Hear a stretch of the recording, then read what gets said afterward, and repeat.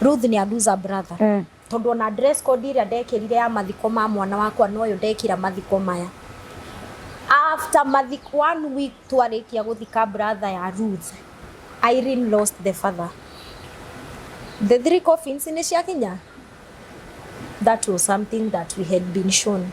But because we were there, we didn't know or we didn't care.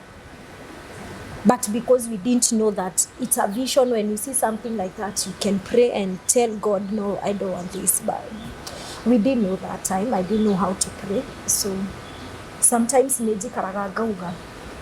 wish it was now. At least it was now. At least you know how to pray and tell God, if it's something negative, God, I don't want it. May it not be. If it's positive, let it be. If I knew that time, maybe I would have